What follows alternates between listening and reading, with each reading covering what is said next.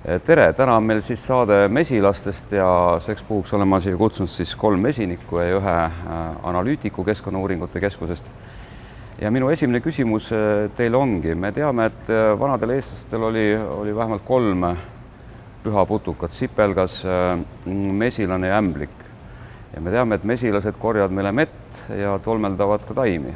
Mida head mesilased meile veel teevad? Mesilased annavad inimestele just nimelt toidulauale väga palju. Öeldakse, et iga 3. suutäis tuleb tänu mesilastele, tänu tolmeldamisele. See on ikka tema põhitegevus. Kõikvõimalikud erinevad mesindussaadused ja ühelgi teisel elusorganismil nii palju neid ei ole. Et siin kui kokku lugedes tuleb pikk rivi ja kõik on ka inimesele vajalikud. Kui kaua teie olete mesinikud olnud? No, mina olen 18 aastat olnud mesinik. Circa 30 aastat ja natuke peale ikka. Et iseseisvat mesindust väga lühikest aega, et 3. aasta. Kuigi mesiniku perest pärit, et... No minu saate idee tegelikult sündis ju nähes Maire Valtini poolt üles pandud petitsiooni. Kui ohustatud see mesilastega töö on läbi nende aegade olnud, ütleme, kui vaadata aastakümneid tagasi? Kui puhas või saastunud see loodus on olnud, millised ohud on olnud? No, kas oli vanasti mingeid probleeme? Kui siis ainult karud ja võib-olla väga vähesel määral äkki ka nugised, aga ei tuntud varrolesta, ei olnud sellist kahjurit, polnud põllumürkidega probleeme, nii et lausa lust ja lillepidu oli mesindamine tol ajal. Aga kunstpõllumajandus oli ju juba peale sõda vist. Ka Eestis väetati ja midagi seal võib-olla umbrohutõrjet siiski kasutati. No need kogused olid ikka väga-väga väikesed võrreldes siis sellega, mis võib-olla tänapäeval meie keskkonnas on. Nii et ütleme 50-ndatel, 60-ndatel aastatel sellega mingit probleemi ei olnud? Ma lisaks tõesti, see ei olnud Eesti probleem, aga mujal maailmas oli isegi ma ei mäleta täpselt, mis aastal see Abimondia konverents oli, kus tõesti arutati DDT ja teiste pestitsiidide toksilisust mesilastele, nii et see probleem on olnud tõesti eelmisel sajandi keskel ka. Ja võib-olla selle kohta võiks öelda nii palju ka, et mesilasperede arv on tegelikult mitmetes kordades vähenenud. Kas see tähendab, et meil ei jätku oma mett siis ütleme tarbijale? Seda ühest küljest, aga kui me vaatame seda taimestikku või floorat, mis vajaks tolmeldajaid, siis ei ole mitte ainult meie mesilane üksinda, vaid tegelikult ka looduslikud tolmeldajad, ütleme siin üksikmesilased ja kimalased ja nii edasi. Et me ei saa vaadata ainult mesinduse probleeme, me saame vaadata tegelikult ka looduskeskkonna probleeme. Kui nüüd meenutame seda DDT aega, see oli nagu esimene suurem löök, siis see võis olla kuskil 50-ndatel, 60-ndatel, eks ju. Et kuidas sellest nagu üle saada siis, mis keelati ära lõpuks, eks ju, jah? Aga palju kurja jõudis teha? Aga see toimuski nii, et ikkagi inimesed said kokku ja arutasid ja ikka mõtlesid tuleviku peale. Ja see sai teoks. Ja siis oli nagu selline puhkeaeg jälle väike, jah? Vahepeal võiks öelda. Tundub nii, jah. No samas ma tahaks öelda, et kui juba korra on harjutud intensiivpõllumajandusega, et ega siis ühe mürgi koht ei jää tühjaks. Täpselt nagu looduses, et kui mürgimajanduses tühja kohta ei sallita, et üks on ära keelatud, et siis rakendatakse mõnda teist. Ja lootus on ainult selle peale, et too teine on siis mõnevõrra täpsemini doseeritud väiksemate kõrvalmõjudega, mitte sihtmärkobjektidele, ei ole niivõrd kahjulik muule loodusele, aga see on ainult lootus. Aga loota, et mürkide kogus nagu oluliselt väheneks tänu sellele, et mingid mürgirühmad ära keelatakse, ega seda vist ei saa. Kas nüüd see, mis asendas DDT-d, et see oli nagu tükk maad siis nii-öelda suunitletum ja seeläbi leevem ja vähem kahjulik? Oli vist niimoodi, et DDT asemele tulid peamiselt püretroidid. Et püretroidid oma alguse võtavad ühest taimest pärit mürgist. Ehk siis tema päritolu on algselt looduslik, hiljem hakati loomulikult tootma neid sünteetiliselt ja nad on praegu ilmselt kõige laiemalt tarvitatav putukamürkide grupp üleüldse. et nüüd, kui vahepeal tulid mängu neonikotinoidid, siis püretroidide osakaal vähenes. Nüüd, kui Euroopa Liidus neonikotinoidid on siis 2-aastase kasutuskeelu all, siis püretroidid tulid jälle asemele tagasi. Miks nad ära keelati?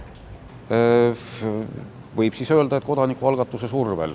Olid eelmistest ikkagi mürgisemad? Aga tegelikult juhtus niimoodi, et tänu siis mesilaste kollapsi sündroomi tekkele Ameerika Ühendriikides hakati otsima põhjusi, et mis siis kollapsit võis põhjustada. Ühe süüdlasena pakuti välja neonikotinoidsed putukamürgid ja selle tagajärjel hakati neid mürke väga hoolikalt uurima. Nii et neonikotinoidid on praeguseks ilmselt kõige hoolikamalt uuritud putukamürgid üldse ja uuritud just selle koha pealt, et millist mõju nad avaldavad putukatele, kuidas nad organismi kogunevad, mida nad seal täpselt teevad. Püretroide ei ole siiamaani nii hästi üldse uuritud, nii et tegelikult me teame nendest palju vähem. Milles seisnes see mesilaste kollaps seal Ameerikas? No nii, sellest võiks rääkida ilmselt mitme saate jagu aeg. No, asi ise ütleb, et midagi kukkus kokku, jah, midagi peaaegu kadus ära. Ma ütlen ainult paari sõnaga, et põhimõtteliselt see nagu halvab mesilase närvisüsteemi ja mesilane nagu ei osanud enam midagi teha. Ta nagu unustas oma funktsioonid ja tavapärase elu nagu. Nüüd sa võid jätkata. Jah, et kollapsist välja on pakutud ligemale 20 erinevat põhjust, et mis võiks nagu kollapsit esile kutsuda. Nende hulgas ka mobiilimastid ja veel ulmelisemaid asju. Aga et mis on lõpuks sõelale jäänud, kui kõige tõenäolisem on siis viimastel aastatel või praeguseks juba kümnendil millegipärast eriliselt aktiveerunud uued mesilasviirused, mis ei ründa mitte üksikult, vaid kompleksselt. Viiruste esinemist raskendab varroalesta, mis on peamine mesilasparasiit tegevus, kes nõrgestab mesilase organismi ja alati on mängus või kui just ei pruugi alati olla, aga enamasti on mängus mingi katalüsaator. Selleks võib olla taimekaitsevahend, selleks võib olla halb ilm, selleks võib olla mesinikku rakendatud valed hooldusvõtted, näiteks transportimine tuhandete kilomeetrite taha, mis on USA-s suhteliselt tavaline praktika. Euroopas kollapsit nii aktiivselt uuritud ei ole. Samas kollapsi tulemusel on näiteks Prantsuse mesinikud jõudnud selleni, et Prantsusmaal kõigepealt neonikotinoidid keelu alla pandi ja praegu on nad kohtusse andnud järjekordse putukamürgi nimega fibroniil. Eestis on väga raske öelda, et kas ja kuivõrd meil kollapsit klassikalisel kujul esineb, kuna ega seda väga põhjalikult meil uuritud ei ole. Kas võib öelda, et mesilaste immuunsüsteem on ka nagu nõrgenenud? Kindlasti, jah, kindlasti on. See immuunsüsteemi nõrgenemine kutsubki võib-olla esile rohkem neid parasiithaigusi, mis mesilasperedel on ja kui ei oleks võib-olla keskkond selline, siis oleksid mesilased palju tervemad. Et see on see mesilaste loomulik käitumine, et ta ei koole mitte tarusse, eriti juhul, kui ta ise teab või tunnetab, et ta on haige, sest sellisel juhul tema keha muutuks haigust tekitaja paljunemiskoldeks ja aitaks peres seda haigust edasi levitada. Ja kõige hullem on see, et kui on just see pered on hästi suured suvel, kui on peakorja aeg tulemas ja kui siis pere kaotab oma lennumesilased, need, kes tegelikult toovad selle toodangu peresse, siis praktiliselt mesinik jääb ilma saagist ja võib-olla ka ilma perest. Kas see petitsioon oli ka tingitud mingist kohalikust kollapsist siin, mis on võib-olla mingi aeg kestnud juba või millest see nüüd otseselt tuli? Viimastel aastatel on mesilaste suremus hästi palju suurenenud. Maire, te rääkisite ka, kuidas see asi konkreetselt välja näeb, et seal põllupidaja lihtsalt seal ühel või teisel eesmärgil kasutab neid kemikaale ja siis te lähete ja suhtlete nendega või kuidas? Jah, muidugi, eks me käime ja räägime ja üritame saada ikkagi seda koostööd, et see peaks olema nagu südameasi nii põllupidajale, kui ta kasutab oma kemikaale, kui ka siis mesinik, kui ta näiteks ravib oma peresid. Et me peame kõik teadma, kuidas me seda teeme ja peame seda tegema vastavalt oma südametunnistusele. Tähendab, mitte vastavalt seadusele, mitte määrustele, vaid südametunnistusele. No seadusele kindlasti ka, sellepärast et seadustega pannaksegi ju paika need asjad, kuidas midagi kasutada. Käesoleva aasta algusest on sellise asja nagu integreeritud taimekaitse kasutamine kõikidele professionaalsetele taimekaitsetöötajatele kohustuslik Eesti Vabariigis. Ja mis on nüüd, mis eristab integreeritud taimekaitset keemilisest, on see, et keemiline taimekaitse on integreeritust ainult üks osa. Aga põhirõhk peaks minema hoopis mulla harimisele, külvikordade vaheldumisele ja muudele agrotehnilistele võtetele, mis võimaldavad siis taimi kahjurite eest päästa. Ma näitan see küll natukene aegunud materjali, aga igal aastal uuendatakse ja põllumehed kasutavad selles nii-öelda raamatus olevaid taimekaitsepreparaate ja neid on siin suurusjärgus üle 300. Mismoodi see väljenduda võib, siis reaalses olukorras võib ta niimoodi väljenduda, et mesilaspere saab hukka ja väga raske on seda ka paljudel juhtudel tõestada mesinikul. Sest et võidakse teha väga edukalt see analüüs, surma põhjust tuvastada, aga kui ei tuvastata, kes mürgitas või mis mürki kasutas, siis jääb see nii-öelda õhku rippuma ja antud juhul ei ole lahendust leitud. Jah, ja teine asi on veel, eks ole, et suurusjärgus 2 kilomeetrit peab põllumees teavitama mesinikku, kui on selline vajadus tal kasutada. Aga mesina lendab kaugemale siiski 2 kilomeetrit. No ma sain Maire jutust aru, et küsimus on ka tuule suunas. Jaa, kindlasti. Ja kellaajas. Jah, nii ta ongi, et kui me ühesõnaga kasutame mürke väga tuuliste ilmadega, siis paratamatult see lendab kaugele. Ja teine asi töössel, kui mesinane magab. Või? Jah, muidugi siis, kui ei ole tema lennuaeg. Millal on tema lennuaeg? No mesilane läheb väga vara hommikul tööle, ta on hästi usin ja õhtul tuleb kuskil kui on ilus ilm 10 paiku isegi tagasi ja pärast seda. Varavalgest hämarani välja. Just, jah. Et kui ei ole nektarit tuua parajasti, siis ta käib vee järel. Aha. Ja siin on üks asjaolu veel, et tegelikult põllumees peab teavitama mesinikku teatud mürkide kasutamisel või ütleme taimekaitsevahendite kasutamisel. Aga on neid taimekaitsevahendid, mille kasutamist ta ei pea teavitama. Aga need on siis reaalselt kuskil läheduses olemas ja mesilane saab kahjustatud, aga probleeme ei ole. Siin on muidugi juures ka see, et osasid preparaate turustatakse, et seal ohutuslausete hulgas on selline, et ei ole kahjulik teistele putukatele, sealhulgas mesilastele. Ja et neid võib siis kasutada igal ajal. Et kuna mesilane korjab endale varud, ta korjab endale varuks õietolmu, korjab endale varuks nektarit, millest siis lõpuks moodustub mesi, et siis ta korjab endale pesasse toiduvarud, kuhu kogunevad väga mitmesugused muud lisandid. Et kui isegi me pääseme väikese doosi otseselt putukamürkidega, aga kui sinna juurde tuleb siis fungitsiide või seente vastu mõeldud aineid, herbitsiide ehk umbrohutõrjet, siis lõpuks me ei tea, mida see kokteil endast kujutab. Nüüd jällegi väike lootuskiir on selles, et Euroopa Toiduohutuse Agentuur käesolevast aastast lähtub uuest juhenddokumendist, mis nõuab siis turule lubatavate taimekaitsevahendite suhtes põhjalikumat kontrolli.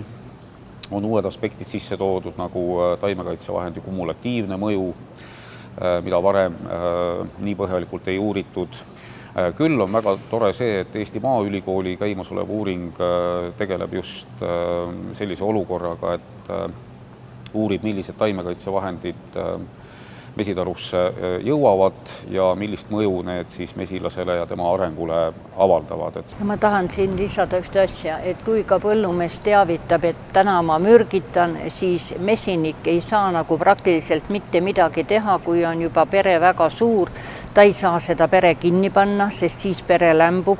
Ta ei jaksa seda pere ära vedada, sest see pere on raske vedada. Põllumees lihtsalt kasutab vastavalt nii nagu, et see mesilas ei kahjustaks. Kuidas see konkreetselt siis välja näeks, millise vastutulelikkusena põllumehe poolt?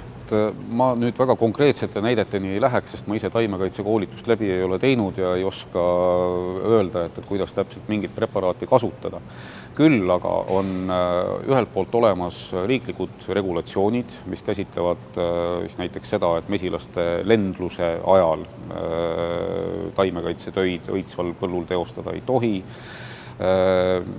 See, mis puudutab tuule tugevust, üle 4 meetri sekundis ei tohi tuul puhuda, et ei kanduks kõrval olevatele aladele. Teiselt poolt on igal taimekaitsevahendil oma kindel kasutusjuhend. Ehk kui palju, mis taime puhul hektari peale ja mis meetodil võib manustada, seal võib olla lisatingimusi. Küll aga, et kui järgida kehtestatud reegleid, et siis on võimalik vähemalt kahju minimeerida. Kui reegleid ei järgita, et siis loomulikult võib juhtuda kõike. Mis tunne teil kui pikaajalistel praktikutel on, kas reegleid järgitakse? Minul on reaalne juhtum eelmisest aastast 2013 ja aasta põllumees 2007. Et alati saab rääkida reeglite järgimisest, aga isegi siis, kui on mesilaste hukkumine tuvastatud reaalse toimeaine tõttu, siis sinna see asi jääb, sellepärast et esiteks peab olema metoodika veel, kuidas need kahjud määrata ja kellele need kahjud siis suunata, nii et see asi on tegelikult väga lahtine. Et mida saaksid mesinikud teha selleks, et meil võiks kvantiteedi pealt kvaliteedile üle minna, on see, et fikseerida võimalikult palju juhtumeid, kus on siis tõesti kahtlus, et taimekaitsevahendid on mesilasperesid kahjustanud. No tegelikult 21 aastat on Eesti Mesinike Liit tegelenud mesinike koolitamisega, teabepäevade korraldamisega, nüüd lausa mesilates praktikapäevade läbiviimisega ja õnneks nüüd on ka veel tal koostöö Eesti Töötukassaga. Nii et seal saab teha mesinike koolitust nendele inimestele, kes on maal ilma tööta ja kes tahaksid saada mesinikeks. Mesinikud peavad ise muidugi pidevalt õppima, et meil on paraku elukestva õppeaeg ammu ilma kätte jõudnud, et ka mesinduses lihtsalt tänu sellele, et haigustekitajad arenevad, seesama põllukeemia areneb kogu aeg. Lihtsalt pidevalt tuleb juurde õppida, muidu mingil hetkel oled lihtsalt nõutult taru kõrval ja ei saagi aru saama, mis seal juhtus. Ma viitaks ikkagi ka looduslikele tolmeldajatele, et kui meie mesilane inimese kontrolli all teatud piirini, siis loodusliku tolmeldaja suhtes ei saa mingit metoodikat niivõrd lihtsalt kasutada, et võt nüüd on tuule suund või tuule tugevus. Ja küsimus on selles, et looduslike tolmeldajate lennuraadius on kordades väiksem kui ka mesilasel. Nii et selles mõttes siin ainult lähtuda sellest, et nüüd öösel või konkreetsed pisikesed väiksed tingimused, need ei anna tegelikult lahendust ökoloogia aspektist võetuna. Ma täiendaksin siin, et mesilane on selline huvitav putukas, et kui ta läheb korjama seda nektaritilka sealt õielt, siis tal on nagu väikene pump, mis töötab, et ta pumpab selle nektari omale meepõide, aga tema rasvkeha aitab seda mürki, mis seal või mingit võõrast ainet, mis selles nektaris on, kinni pidada. Nüüd ta lendab tarusse, paneb selle kärje kannu. Jälle, kui ta välja pumpab seda nektarit, siis jällegi peab tema keha selle võõra aine või mis seal siis on kinni. Ja samamoodi tõstab ta seda nektaritilka 4-5 korda niimoodi ümber, ennem kui sellest nektarist mesi saab ja iga kord peab tema rasvkeha selle võõra aine siis kinni ja sellega tema keha ühesõnaga nõrgeneb. Sealt tulebki see immuunsüsteem nõrgeneb ja tänu sellele siis võivad tulla ka teised haigused, mis siis tarudes levivad ja võivad levida. Kas GMO-taimed ka mesilastel mingid probleemi tekitavad? Seda vist Eestis ei ole karta siiani või? olnud? No GMO-d on ikka kindlasti karta, sellepärast et ega põllumehed ei jäta oma nii-öelda plaane katki selle pärast veel. Kuivõrd on Eestis praegu GMO taimede kasvatamine põldudel lubatud? Samamoodi nagu Euroopa Liidus. Et Euroopa Liidus praegu on teatud hulk GMO taimi, mille kultiveerimine on lubatud, sealhulgas vähemalt 2 eri liiki maisi ja millega on viimasel ajal aktiivselt tegelenud ka Euroopa kutseliste mesinike assotsiatsioon on just see, et nüüd uue geneetiliselt muundatud maisiliigi Euroopa turule jõudmist ära hoida, kuna seal kasutatud tehnoloogiad võivad osutuda mesilastele ohtlikuks. Kui ka see GMO kultuur on, siis mesilastel oli teatud vahemaa. Et siin on veel omaette vaidlus, mis samamoodi praegu Europarlamendis vist juba toimus ära, hääletamine oli 19. märtsil oli siis GMO päritolu õietolmu sisalduse tähistamine vurritatud mees. Ehk siis, mis on peamiselt praegu Euroopa meeturu kaitseks, et hoida ära suurt mee importi siis valdavalt GMO kultuuridega aladelt pärit mee eest. Siin me jõudsime nüüd mee kvaliteedi juurde. Kuidas see nagu läbi aastakümnete ja aastate on muutunud? Meie siis tegime füüsikalis-keemilist analüüsi ja õietolmu analüüsi. Ja ma pean ütlema, et Eesti mees maisi õietolmu me ei ole leidnud. Kvaliteedilt on Eesti mesi väga hea, sest tegelikult nagu siin enne mainiti, et mesilane mitu korda filtreerib läbi, siis selge see, et see jääb kõik mesilasse. Et ikkagi kõik kasulikud asjad jõuavad meesse. Mesilane toob ennast ohvriks. Just, mesilane toob ennast ohvriks. Tegelikult mina tahaks veel öelda, et mesilane on see indikaatorliik, kelle suremus juba näitab seda, et asi on päris juba tõsine ja on vaja hakata midagi muutma. Mesilane ju tolmeldab, eks ju. Kui mesilane enam ei tolmelda, siis ei ole meil taimestikku. Kui taimestikku pole, siis tuleb kõrb, vesi kaob ära ja mida iganes. Toiduahel ja siin on see sama, et kes on tootjad, kes on tarbijad ja kes on lagundajad, et kui sisuliselt tootjad on vahelt kadunud või tähendab praktiliselt ei olegi produtsente, siis see ahel katkeb. Näiteks Vietnamis, kui oli sõda, seal ameeriklased väga palju kasutasid pestitsiide ja seal on siiamaani piirkondi, kus ei ole inimestel elu võimalik ja seda nüüd, kas see elu on juba muutunud sobivaks, siis viiakse sinna kohale mesilaspered ja kui mesilaspered hukkuvad, siis ei saa ka inimene seal elada ja paraku praegu on seal veel selliseid kohti. No, mina otsiks ka sellistes tingimustes põhjust ikkagi lähemalt, et nagu varem ka öeldud, et alati ei pea mesilaspere või mesilasperede massiliseks hukkumiseks olema just keemiakahjustust, et see võib olla mingi nõks kliimas või muidu ümbritsevas keskkonnas, mis vallandab haiguspuhangu, mingi uus parasiit, mis käib mesilasperedest läbi. Mesilased on niivõrd komplekssed ja niivõrd seotud oma keskkonnaga, et siin nagu alati öelda, et nüüd ma tean täpselt, mis juhtus. Et kui keegi niimoodi ütleb, siis minul tekivad kohe küsimärgid, et see ei saa päris niimoodi olla. Et mina pean küll lisama siia, et ma loodan väga, et areneb välja hea koostöösuhe Põllumajandusministeeriumiga, kes on siiski riigi poolt see struktuur, kes suudab midagi mõjutada ja teisalt, et suudame arendada ka toimiva koostöösuhte põllumeeste organisatsioonidega ja minna koos edasi. Ja sellel teel nagu üks tähis võiks olla see, et töötame välja konfliktihaldusjuhendi, mis paneb paika õigused, kohustused, konfliktis osalevad osapooled, mida võib olla, või tavaliselt peakski olema 3, siis põllumees ühelt poolt, mesinik teiselt poolt, mingi riigistruktuur kolmandalt poolt, võib-olla lisandub veel keegi. ja et kui sellised asjad on omavahel kokku lepitud ja midagi juhtub, et siis on kõigil teada, kuidas see protsess kulgema hakkab. Mesinikuna ma loomulikult loodaksin, et plaks homme päev oleks kogu Eesti põllumajandus mahe, aga nii-öelda etteaimatavas tulevikus ma sellist asja ei näe, nii et ma olen väga õnnelik selle üle, et vähemalt see integreeritud taimekaitse põhimõte on nüüd aktsepteeritud. Tore, aga suur tänu teile ja soovin edu ja jõudu.